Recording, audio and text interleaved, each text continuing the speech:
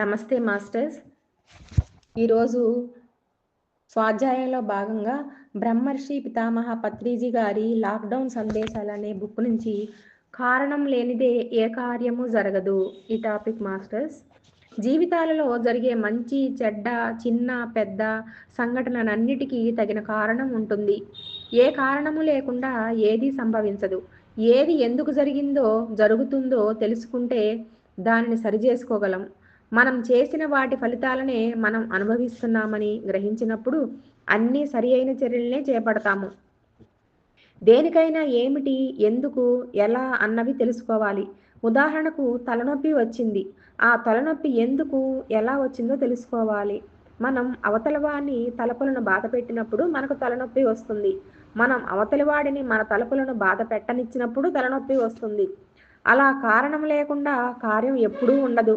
కార్యకారణ సంబంధం తెలుసుకోవాలి. ఏమిటో అందరికీ తెలుసు, కానీ ఎందుకు అనేది తెలుసుకోవాలి. అప్పుడు ఎలా పోతుందో తెలుస్తుంది. అది ఎలా పోతుందంటే, నీవు ఇంకొకటికి తలనొప్పి తెప్పించకూడదు. నీకు తలనొప్పి తెప్పించే అవకాశం ఇతరులకు ఇవ్వకూడదు. వాడి మాటలు నీ మీద ప్రభావం చూపించనీయకుండా ఉంటే నీకు తలనొప్పి రాదు. క్యాన్సర్ వచ్చింది, అది ఏమిటో తెలుసు, కానీ ఎందుకు వచ్చింది అని ఎవ్వరూ అడగరు. ఏ కారణంతో క్యాన్సర్ వచ్చిందో దానికి నీళ్లు పోయాలి. పొగ మీద కాదు, కార్యం మీద కాదు, కారణం మీద యుద్ధం చేయాలి. వాటిని నీవు ఒప్పుకోకుండా ఉండాలి, ఖండించాలి. కానీ అలా చేయలేదు కాబట్టి నీకు తలనొప్పి వచ్చింది. ఒక కుక్క వెంట పడుతుంది, కానీ మనం పరిగెత్తితే అది పరిగెడుతుంది. మనం ఆగిపోతే అది ఆగిపోతుంది. ఎదురు తిరిగితే అది పారిపోతుంది, లేకపోతే వెంట పడుతుంది. మనం అందరం ఇంట్లో ఎందుకు కూర్చున్నాము?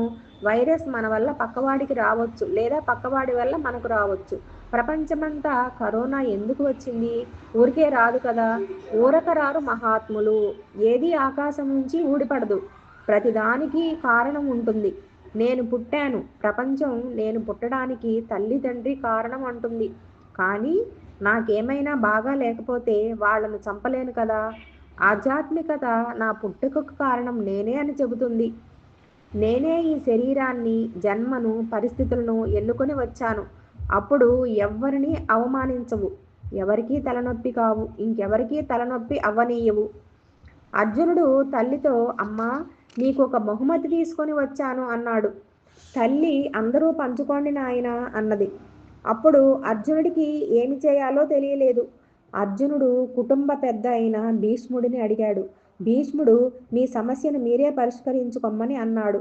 అప్పుడు కృష్ణుడిని అడిగారు. నాకు తెలియదు అన్నాడు కృష్ణుడు. మళ్ళీ ఇంటి సమస్య ఇంటికే వచ్చింది. అప్పుడు ధర్మరాజు, సమస్యను మరొకరు తీర్చలేరు, తల్లి మాట తప్పదు అన్నాడు. తరువాత ఆలోచిస్తే, గత జన్మల్లో ద్రౌపది ఒక కోరిక కోరుకుంది. నాకు అందగాడు, బుద్ధిమంతుడు, అణుకువ కలిగిన వాడు అయిన భర్త కావాలని, 5 లక్షణాలు కలవాడిని కోరుకుంది. అన్నీ ఒక్కడిలో ఉంటాయా? నీకు వచ్చే జన్మలో అన్ని లక్షణాలు ఉన్న 5గురు భర్తలు వస్తారు. జాగ్రత్త, ఆనందించు అని దేవుడు అన్నాడు. చిన్నప్పుడు మా ఇంట్లో మా మేనత్త పిచ్చిదై ఉండేది. ఆమె అలా ఎందుకు ఉంది అని తెలుసుకున్నాను. ఆమె గత జన్మల్లో పక్షులను పట్టుకొని రెక్కలు విరిచి ఆనందిస్తూ ఉండేది. ఒకరిని హత్య చేశారు. ఎవరూ చూడలేదు. కానీ 6 నెలల తర్వాత వెతుకుతూ వచ్చి జైలులో పెడతారు.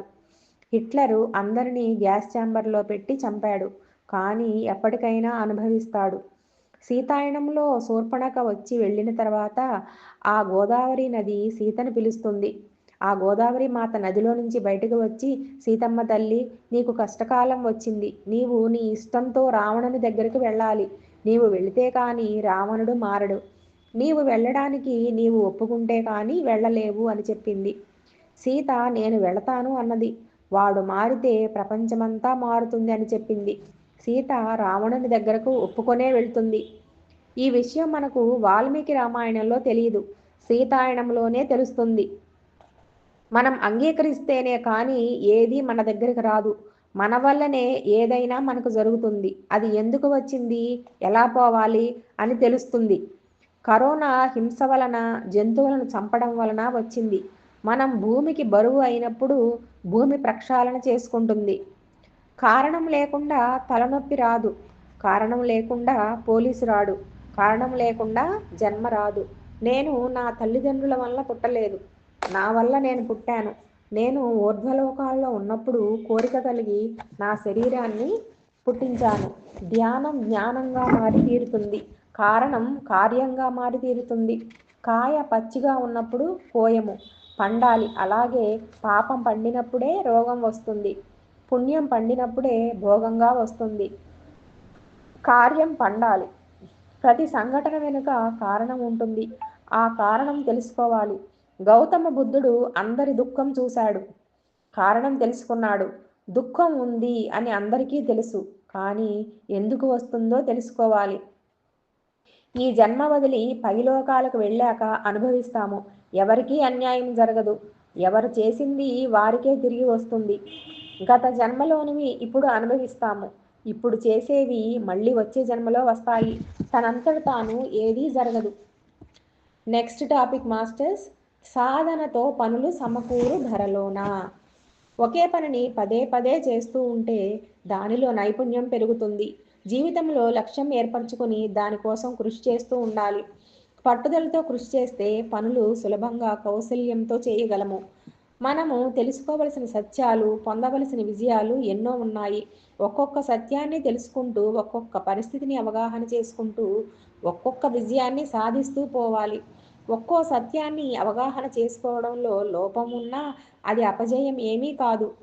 Failure is the stepping stone of success. ఒకసారి చదివితే అర్థం కాదు, రెండవసారి, మూడవసారి, నాలుగవసారి చదవాలి. చదవగా చదవగా అర్థమవుతుంది. తినగా తినగా వేము తీయగా ఉండును, అనగా అనగా రాగం అతిశయిల్లుచుండు. ఏది ఒకటోసారే రాదు, అభ్యాసం చేసుకోవాలి. ఏ విద్య కావాలన్నా అభ్యాసం చేయాలి. సంగీతాన్ని బాలమురళీకృష్ణలాగా పాడాలంటే అభ్యాసం చేయాలి. ఆయన ఎన్నో రాగాలు, స్వరాలు చేయగలడు, ఎంతైనా విహరించగలడు.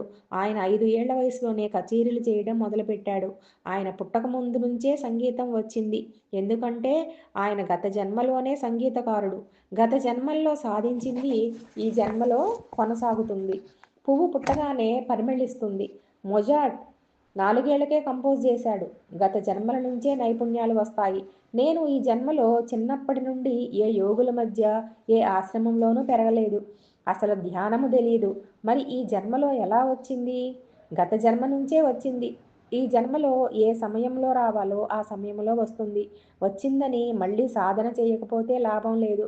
నిన్న చదువుకున్నదంతా ఈరోజు గుర్తు ఉంటుంది. ఈ జన్మ నుంచే రాలేదు. ఈ జన్మకు ముందు జన్మలు తెలుసుకోవాలి. గత జన్మలో ఎంత ధ్యానం చేసినా మళ్ళీ చేయాలి. యోగులు ధ్యానం చేస్తూనే ఉంటారు, అప్పుడు నైపుణ్యం పెరుగుతుంది. మొదటిసారి మా కంపెనీలో మైకు పట్టుకొని మాట్లాడాలంటే నా చేయి వణికింది. భయపడి ఏదో ఒకటి మాట్లాడాను. ఇప్పుడు మైకు ఎవరిస్తారని ఎదురు చూస్తుంటాను. నైపుణ్యాలు, మెలకువలు అభ్యాసం ద్వారా పెరుగుతాయి. నేను హైదరాబాదులో జర్మన్ భాష 2 సంవత్సరాలు నేర్చుకున్నాను. ఇప్పుడు కొంచెం మాత్రమే మాట్లాడతాను. అభ్యాసం ఉంటే జర్మన్ భాష మాట్లాడేవాడిని. అభ్యాసం కొనసాగించలేదు. అనగా అనగా రాగం అతిశయిల్లుచుండు. ఒక తల్లికి పిల్లలతోనే ప్రపంచం. ఇంటిని స్వర్గంగా చేయడమే ఆమె సాధన. సావిత్రీదేవి మహానటి. ఆవిడ పట్టుదలతో నటనను సాధన చేసింది. ఆమె నటన చూస్తే ప్రజలకు ఏడుపే ఏడుపు. నా లక్ష్యము, నా సాధన అందరితో ధ్యానం చేయించడం. నేను ధ్యానం చేయడం అయిపోయింది, అందరితో ధ్యానం చేయించడం మన సాధన. ఉప్పు కప్పు రంబు ఒక పోలిక నుండు, చూడ చూడ రుచుల జాడవేరు. నాకు ఊరూరు తిరగడంలో నైపుణ్యం పెరిగింది. భీష్ముడు యుద్ధం చేశాక బాణాలతోనే ఏర్పరిచిన అంపశయ్య మీద కొన్ని రోజులు బ్రతికాడు. అందరికీ ఆదర్శమయ్యాడు. అబ్రహాం లింకన్కు తండ్రి ఆదర్శం. నేను ప్రధానిగా ఉండటం కన్నా చెప్పులు కొట్టడంలో మా తండ్రి నైపుణ్యం గలవాడు, ఆదర్శవంతుడు అని చెప్తాడు. తల్లి పిల్లల పెంపకంలో లయం అవుతుంది. ఆమెకు వయలిన్ అక్కర్లేదు. ఆమె నైపుణ్యం అంతా పిల్లలను పెంచడంలోనే ఉంటుంది. మనం ఎంచుకున్న లక్ష్యంతో సాధన చేయాలి. మనం పుట్టకముందే నిర్ణయించుకుని వస్తాం. సాధన చేసుకున్న వాడికి సాధన చేసుకున్నంత మహదేవ. ఒక యోగి ఒక దారిని వెళ్తున్నాడు. అటువైపు వెళ్తున్న నర్తకి బృందం బండి ఎక్కమన్నారు. వాళ్ళతో పాటు రాజమందిరానికి వెళ్ళాడు. వాళ్ళు రాత్రి నాట్యం చేశారు. రాజుగారు ఎంతకు డబ్బులు వేయడం లేదు. నాట్యగత్తె మనం వెళ్ళిపోదాం అంటుంది. అప్పుడు ఆ బృందం నాట్యగత్తెకు కనుసైగలతోనే మనకు వేరే దారి లేదు, ఇచ్చినా ఇవ్వకపోయినా మనం నాట్యం చేస్తూనే తబలా వాయిస్తూనే ఉందాం అనుకొని రాత్రంతా నాట్యం చేస్తూనే ఉన్నారు. అప్పుడు ఆ రాజుగారి పుత్రిక బంగారు నాణేల మూట విసిరింది. మరి కొంతసేపటికి రాజుగారి పుత్రుడు కూడా బంగారు నాణేలు వేశాడు. అప్పుడు రాజుగారు అమితమైన కోపంతో ఊగిపోతూ, నా సొమ్ము దానం చేయడానికి మీరెవరు అని కోపంతో అడుగుతాడు. అప్పుడు రాజపుత్రుడు చెబుతాడు, నా చెల్లి ఒకడిని ప్రేమించింది. మీరు ఒప్పుకున్నా లేకున్నా మిమ్మల్ని చంపి సొమ్ము నేను ప్రేమను తాను దక్కించుకోవాలని సొమ్ము నేను ప్రేమను తాను దక్కించుకోవాలని నిర్ణయించుకున్నాం. ఈలోపు ఈ నాట్యకారులకు ఏమీ ఇవ్వకపోయినా సహనంతో రాత్రంతా అలా నాట్యం చేయడంతో మేము మా ప్రణాళికను వాయిదా వేసుకున్నామని అంటారు. అప్పుడు రాజు జ్ఞానం పొంది బంగారు నాణేల మూట ఇస్తాడు. ఈ యోగి కూడా ఆపిన తన దీక్షను కొనసాగించాలని హిమాలయాలకు వెళ్ళి సాధన చేసుకుంటాడు. ఆయనకు దివ్యచక్షు ఉత్తేజితమైంది కాబట్టి ఈ జన్మలో ఏమి సాధన చేయడానికి వచ్చామో అది ఫలితం రావటం లేదని ఆపకూడదు. మనం ఎంచుకున్న లక్ష్యంలో సాధన చేస్తూనే ఉంటాము, కానీ అప్పుడప్పుడు బద్ధకం వస్తుంది. దానిని జయించాలి. తల్లి రోజు వంట చేస్తూ పిల్లలను చూసుకుంటూ ఉండడం వలన జీవితమంతా వంటగదికే అంకితం అయిపోతుంది. తినగ వేము తీయనుండు. అలా సాధన చేస్తూనే ఉండాలి. మరొక జన్మలో మరి ఒక సాధనతో వస్తాం. ప్రతి ఒక్కరూ తాము ఎంచుకున్న లక్ష్యంలో తాము సాధన చేస్తూనే ఉండాలి. మనల్ని ప్రపంచం గుర్తిస్తే చాలదు, తృప్తి ఉండదు. మనల్ని మనం గుర్తించగలిగేలా సాధన చేయాలి. నంద్యాల వైదేహి మేడం సాధన చేస్తూ సూర్యదేవునితో మాట్లాడుతూ ఉంటారు. చిన్నప్పుడు చందమామ కథలలో తెలుసుకున్నాం, కానీ ఇప్పుడు చూస్తున్నాం. ఇవి వాస్తవాలు. వైదేహి మేడం దగ్గరకు వెళితే ఆమె ఇవన్నీ చెబుతారు. కేశవరాజు గారు కేశవాయ నమః అన్న పుస్తకం రాశారు. పరమశివునితో పార్వతీదేవితో మాట్లాడి ఎన్నో విషయాలు ఆ పుస్తకంలో ఉన్నాయి. హిమాలయాలలో తాను పొందిన అనుభవాలను నందప్రసాద్ గారు చెప్తున్నారు. బ్రూస్లీ బక్కగా ఉండేవాడు, కానీ కొట్లాటలో నెంబర్ 1. నటనలో అమితాబ్ బచ్చన్, అక్కినేని నాగేశ్వరరావు, సావిత్రిదేవి, గానంలో ఘంటసాల గారు, భీమ్సేన్ జోషి గొప్పవారు. రవీంద్రనాథ్ ఠాగూర్ కలం ఎంత గొప్పది, ఆయన రాసిన గీతాంజలిని ప్రపంచమే మెచ్చుకున్నది. అలాగే కాళిదాసు కళానికి సాధనతో పనులు సమకూరు ధరలోన. నెక్స్ట్ టాపిక్ మాస్టర్స్, ఆధ్యాత్మికత, అర్థము, పరమార్థము. జీవితం యొక్క అర్థము పరమార్థాలను తెలుసుకోవటమే జ్ఞానము. జ్ఞానము ఉన్న జీవితము విజయ పరంపరతో నడిచి శాశ్వత జీవితానికి బాటలు వేస్తుంది. అర్థం అంటే వర్ధమానంలో ఏం చేయాలి, ఇప్పటికిప్పుడు ఫలితం కోసం వెంటనే ఏం చేయాలో తెలుసుకొని సత్వర పరిష్కారం కనుగొనటం. పరమార్థం అంటే భవిష్యత్తు కోసం ఏమి చేయాలి, శాశ్వత పరిష్కారం ఏమిటి అన్నవి తెలుసుకొని జీవితపు శాశ్వత పురోగతికి కృషి చేయటం. జీవిత అర్థం పరమార్థాలు తెలుసుకొని జన్మను సార్థకం చేసుకోవాలి. అర్థము పరమార్థం రెండు కలగలిపి ఉండాలి. ఇప్పుడు నేను ఏమి మాట్లాడుతున్నానో అర్థం ఉండాలి. ఇప్పుడు మీరు ఏమి వింటున్నారో దానికి అర్థం ఉండాలి. మీకు అవసరమైనదే మీరు వినాలి, నాకు అవసరమైనదే నేను మాట్లాడాలి. అలా వర్తమాన క్షణాన్ని ఉపయోగించుకోకపోతే ఆ జీవితం నిరర్ధకం. ప్రతి వర్తమాన క్షణాన్ని అర్థవంతంగా సార్థకం చేసుకోవలసిందే. రైల్లో వెళుతున్నప్పుడు పక్కవానితో సంబంధం ఏమి ఉందిలే అని అనుకోకుండా అర్థవంతంగా మాట్లాడాలి. అలాగే నీతో నీవు మాత్రమే ఉన్నప్పుడు కూడా అర్థవంతంగా ఉండాలి. క్రూరంగా జంతువులను చంపి తింటే శాశ్వతమైన పరమార్థం పొందలేవు. ఆకలి వేసినప్పుడు ఏదో ఒకటి తినాలి, కానీ ఏది తినాలి అనేది ధర్మం చెబుతుంది. దేని వలన అయితే వర్తమానంలో పురోగతి మరియు శాశ్వత ప్రగతి వస్తుందో దానిని ధర్మం అంటారు. అంటే సంసార పక్షంగాను నిర్వాణ పక్షంగాను ఉండాలి. ధర్మం అంటే చేయవలసింది, మాట్లాడవలసింది. అధర్మం అంటే మాట్లాడకూడనిది. ఇతరులకు తనకు మంచి చేసేది చేయాలి. పక్కవాడికి చెడు చేసి నాకు మంచి చేసుకోవటం చెడవుతుంది. బలం ఉంది కదా అని రేప్ చేసి కామం తీర్చుకుంటే వాడు పరమార్థం కోల్పోతాడు, కొన్ని జన్మలు వెనకబడతాడు. అలాగే భార్య భర్త ఒకే ఇంటిలో ఉండవచ్చు, కానీ ఒకరిని ఒకరు గుప్పిట్లో పెట్టుకోకూడదు. పిల్లలను నేను చెప్పింది వినాలని అనుకోకూడదు. అది శాశ్వత పరమార్థాన్ని ఇవ్వదు. ఇప్పుడు హాయిగా ఉన్న తర్వాత అడ్డంకులను సృష్టిస్తుంది. భవిష్యత్తు భయంకరంగాను అంధకారంగాను మారుతుంది. ఇప్పుడు బాగానే ఉంటుంది, పబ్బం తీర్చుకుంటాం, కానీ పబ్బం గడుపుకుంటే సరిపోదు. చనిపోయిన తర్వాత ఏమవుతుంది అనేది ఆధ్యాత్మికత, పరమార్థం. భౌతికవాదం సరైన దానికి సరికాని దానికి రెండింటికి దారితీస్తుంది, కానీ ఆధ్యాత్మికవాదం పరమార్థానికి దారితీస్తుంది. సరికాని పరమార్థికం ఎక్కడా లేదు. సరి అయిన పరమార్థికమే ఉంది. పరలోకాలు ఉన్నాయనుకుంటే ఇంకా పరమార్థికమే. నీవు ఇక్కడ చేసే మంచి చెడు పరలోకంలో అనుభవిస్తావు అంటే సరి అయిన పరమార్థికమే. కానీ సరి అయిన సరికాని ప్రాపంచికం ఉంది.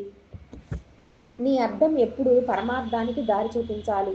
ఇప్పుడు చేసే పని శాశ్వత పరమార్థానికి దారి తీయాలి. ఇప్పుడు తాత్కాలికంగా పనిచేస్తే అది ప్రాపంచికం అవుతుంది. శాశ్వతంగా పనిచేస్తే అది పరమార్థికం అవుతుంది. ప్రాపంచిక సత్యం అర్థం, ఆధ్యాత్మిక సత్యం పరమార్థం. ఎవరికైనా తలనొప్పి వస్తే నా దగ్గర ఎక్కువ శక్తి ఉంది కాబట్టి నా చేతిని వాని తల మీద పెడితే వాని తలనొప్పి పోతుంది. దానిలో అర్థం ఉంది కానీ పరమార్థం లేదు. వానిని నా మీద ఆధారపడేలా చేసుకోకూడదు. అదే నేను కళ్ళు రెండు మూసుకొని ధ్యానం చేయమని చెప్పాననుకో, అతనికి శాశ్వత పరిష్కారం దొరుకుతుంది. నీ మీద నీవు ఆధారపడతావు. నీ మీద నీకు నమ్మకం పెరుగుతుంది.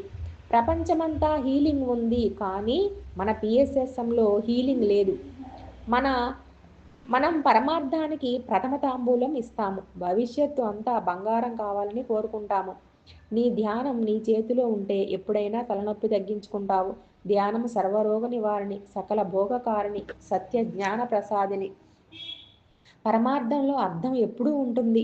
అప్పుడు మనకు తెలిసినా తెలియకపోయినా వర్తమాన క్షణంలో మంచిని పొందుతాము. చాలా జంతువులు శీతాకాలంలో నిద్రాణ స్థితికి వెళ్ళిపోతాయి. 4 నెలలు ఏమీ తినవు.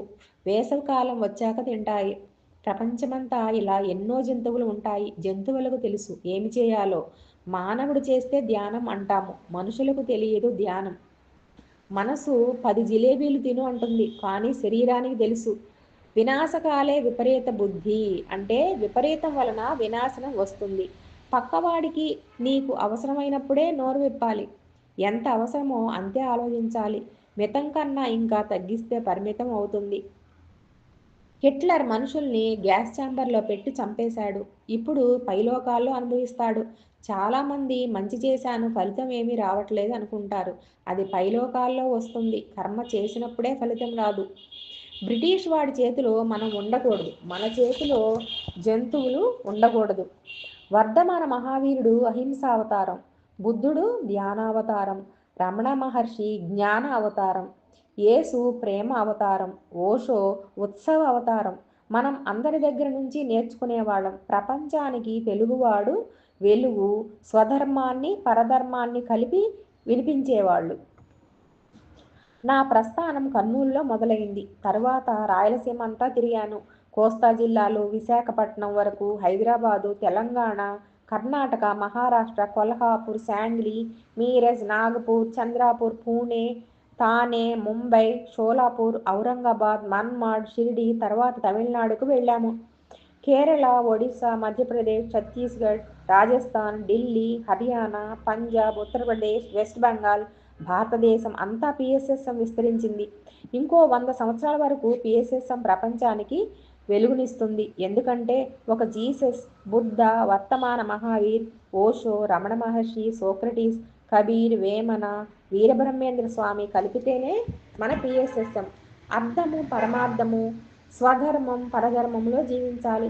ఓషోలాగా సెలబ్రేషన్లో ఉన్నవాడు, బుద్ధుని వలె ధ్యానంలో ఉన్నవాడు, రమణ మహర్షి వలె జ్ఞానంలో ఉన్నవాడు, సోక్రటీస్ వలె ప్రశ్నోత్తరాలు చేసేవాడు, కబీర్ వలె సామాజికములో ఆధ్యాత్మికను సంతరించినవాడు, వేమన వలె ఉన్నవాడు, వీర బ్రహ్మేంద్ర స్వామి వలె ఉన్నవాడు మన పిరమిడ్ మాస్టర్. ఎఫర్ట్లెస్ లివింగ్ పుస్తకంలో లావోడ్జు చెప్పిన ప్రకృతి ప్రకారం హింస లేకుండా ఉండాలి. జంతువులు శీతాకాలంలో నిద్రాణ స్థితి, హైబర్నేషన్ అంటే సెల్ఫ్ కోమాలోకి వెళ్తాయి. మరి మనం ఎందుకు పోలేము? హైబర్నేషన్ = ధ్యానము. జంతు సామ్రాజ్యంలో హైబర్నేషన్ నిద్రాణ స్థితి ఎంత అవసరమో మానవ సామ్రాజ్యంలో ధ్యానం అంతే అవసరము. జంతువు సహజంగా నిద్రాణ స్థితిలోకి వెళ్ళిపోతుంది కానీ మానవుడు ధ్యానం నేర్చుకోవాలి. నెక్స్ట్ టాపిక్ మాస్టర్, స్వాధ్యాయ యోగము. Books are short route for enlightenment. ఎందరో మహానుభావులు సుదీర్ఘకాలం పరిశ్రమించి పరిశోధన చేసి గ్రహించిన జ్ఞానసారాన్ని గ్రంథాలయ రూపంలో అందించారు. వాటి పఠనం ద్వారా మనం మళ్ళీ అంత శ్రమ లేకుండానే వాటిలో జ్ఞానం పొందుతాము. మన జ్ఞాన విస్తరణకు స్వాధ్యాయం ఎంతో ఉపయుక్తము తప్పనిసరి.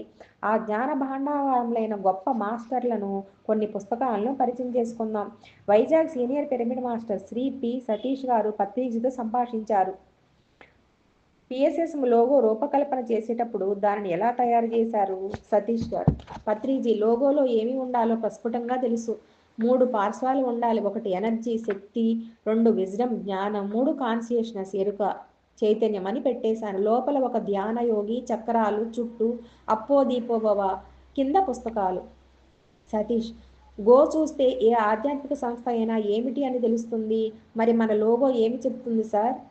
పత్రిజీ ఏ ఒక్క మాస్టర్ను నేర్చుకోకుండా వదిలిపెట్టము. ప్రతి మాస్టర్ నుంచి మనం నేర్చుకుంటాము. అలా నేర్చుకున్న వాటన్నిటికీ ఒక రూపం ఇచ్చిందే పిరమిడ్ సొసైటీ. అలా నేర్చుకుని రూపం ఇచ్చిందే ఈ లోగో. సతీష్ పుస్తకాలు ఎక్కువ చదువుతారు కదా, రచయితల గురించి చెప్పండి సార్. పత్రిజీ గుర్జీఫ్ అనే రచయిత గురించి చెప్తున్నారు. ఆయన గొప్ప master. He's for breaking the routine. అందరూ నాట్యం డ్యాన్స్ చేస్తూ ఉంటారు. స్టాప్, ఆగండి అంటాడు. ఎలా ఉన్నవారు అలా ఆగిపోవాలి.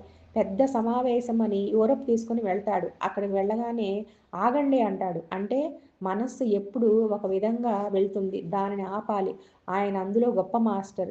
ఎప్పుడు ఏమి చేస్తాడో ఎవరికీ తెలియదు. పిచ్చివానిలాగా ఉంటాడు. కానీ అదంతా అలా ఉండటం ఒక ప్రణాళిక. నీవు ఏది అనుకుంటావో దానికి విరుద్ధంగా చేస్తాడు. నీతో ఏది చేయాలనుకుంటాడో దానికి విరుద్ధంగా చేయిస్తాడు. బ్రేక్ ద రొటీన్ అది. ఈయన లైఫ్ బిఫోర్ డెత్కు గురువు. ఔన్సిస్ గురించి ఆయన పారానార్మల్ ఫినామినా, అతీంద్రియ శక్తులను గురించి చెప్పే ఉన్నత వ్యక్తి. Extraordinary man. మనం సామాన్య విషయాల్లో మునిగి ఉంటే సామాన్య మానవుడు అవుతాం. ఆయన గొప్ప వ్యక్తి అయ్యాడు. కార్లోస్ కాస్టనెడా ఈయన షామాన్ కల్చర్. ఆయన జంతువులతో సమానంగా ఉంటాడు. అవి నా కోసమే అనుకోడు. ప్రకృతితో కలిసి జీవిస్తాడు. కొండ మీద నుంచి దూకి మధ్యలో మాయం అయ్యేవాడు. గొప్ప తంత్ర విద్య అది. ఆయనను అర్థం చేసుకోవటం గొప్ప. ఇంత రాసిన ఆయన ఎంత గొప్పవాడై ఉంటాడు. జేన్ రాబర్ట్ పూర్ణాత్మతో అనుసంధానం అయింది. ఆమె హయ్యర్ సెల్ఫ్ని కాంటాక్ట్ చేసింది. అంటే ఫ్యూచర్ సెల్ఫ్ని. దాని పేరు సేత్. ఎన్నో ప్యారలల్ యూనివర్సెస్, సమాంతర లోకాలు ఉన్నాయి. ఇప్పుడు మన సంభాషణ జరుగుతుంది కదా, ఎన్నో సమాంతర జీవితాలు ఉండవచ్చును. అక్కడ నీవు గురువు, నేను శిష్యుడు కావచ్చు. ఇలా ఎన్నో లోకాలలో ఎన్నో చోట్ల మనం ఉన్నాము. ఈ విషయాలు సేత్ చెప్తాడు. మనం లీనియల్ టైంలో ఉన్నాం కదా, మల్టీ డైమెన్షనల్ టైం మింగుడు పడదు. మనకు అర్థమైనా కాకపోయినా సమాంతర లోకాలు ఉన్నాయి. వాళ్లకు మనం ప్యారలల్. ఈ ప్యారలల్ సెల్ఫ్ మధ్యలో ఇన్ఫర్మేషన్ జారుతూ ఉంటాయి. ఈ జారుతూ ఉన్న సమాచారమే ఇంట్యూషన్ ప్యారలల్ యూనివర్స్లో నుంచి, గొంతుల్లో నుంచి వచ్చిన సమాచారం మన ఆల్టర్నేట్ సెల్ఫ్ నుంచి మన దగ్గరికి వస్తాయి. కొన్ని లక్షల నీవులు ఉంటారు అక్కడ. ఒకళ్ళనొకళ్ళు చంపుకుంటూ ఉండవచ్చును. ఏమైనా జరుగుతూ ఉండవచ్చును. ఫ్రీ విల్ కదా. కానీ అవన్నీ ఉన్నాయని గ్రహించడమే గొప్ప ఎవల్యూషన్. ఇక్కడ నాకు సూత్రప్రాయంగా తెలుసు, ఎందుకంటే పుస్తకాలు చదివాను. డాన్ యువాన్కు సోక్రటీస్ అని ఒక గురువు ఉండేవాడు. ఈ గురువు శిష్యుని వెంట పడతాడు.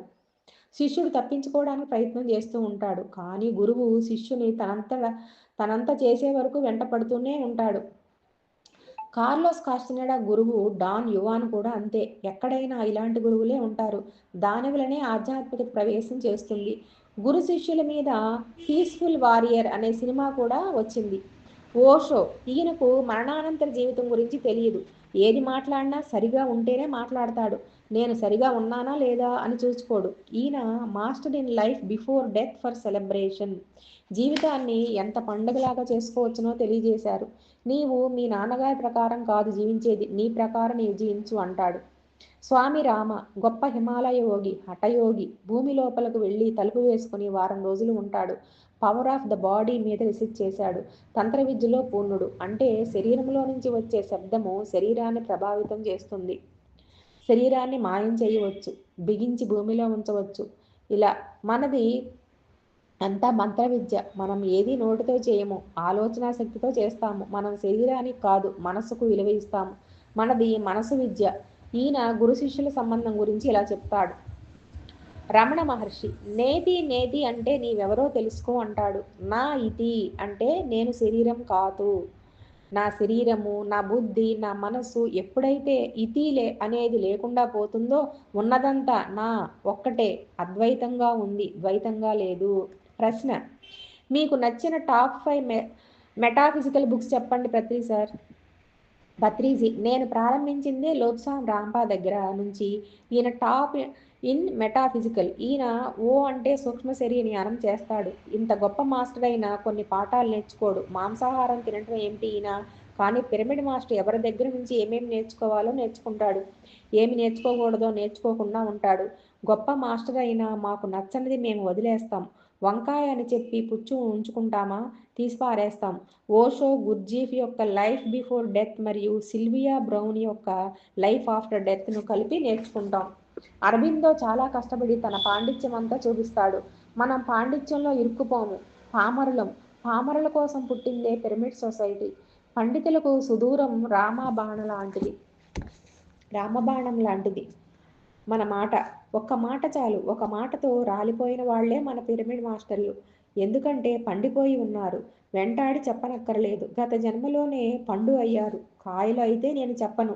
ఇంకా కొన్ని జన్మలు ఆగాలి. టార్కోమ్ సెరాయ్ డారియన్ హోలిస్టిక్ మాస్టర్. పుస్తకాలన్నీ వరుసలో పెట్టి విశ్వవిద్యాలయంలాగా చేశాడు. Going deeper. అంగీకరించు, యాక్సెప్ట్. ఆరాధించు, అడ్మైర్. ఒప్పుకో, ఎలో.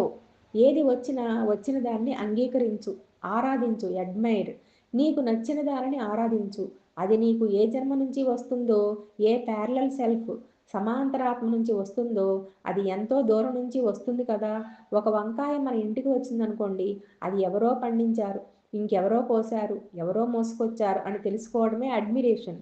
దానిని ఒప్పుకో, ఎల్లో చేయి.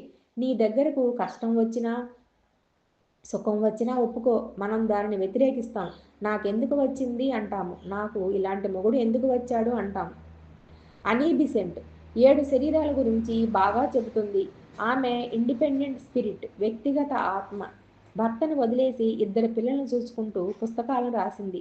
ఖలీల్ గిబ్రాన్ పోయటిక్ టెంపరమెంట్ ఉన్న మంచి ఫిలాసఫర్, రైటర్ ఫ్రమ్ లెబనాన్. నీ పిల్లలు కాదు, వాళ్ళు వ్యక్తిగత ఆత్మలు అని చెప్తాడు. సూఫీ మాస్టర్స్ భక్తి, జ్ఞాన, కర్మయోగాలను కలిపిన గొప్ప మాస్టర్స్. ఓకే మాస్టర్స్, ఈరోజు స్వాధ్యాయము పూర్తయింది. Thank you masters. Thank you all.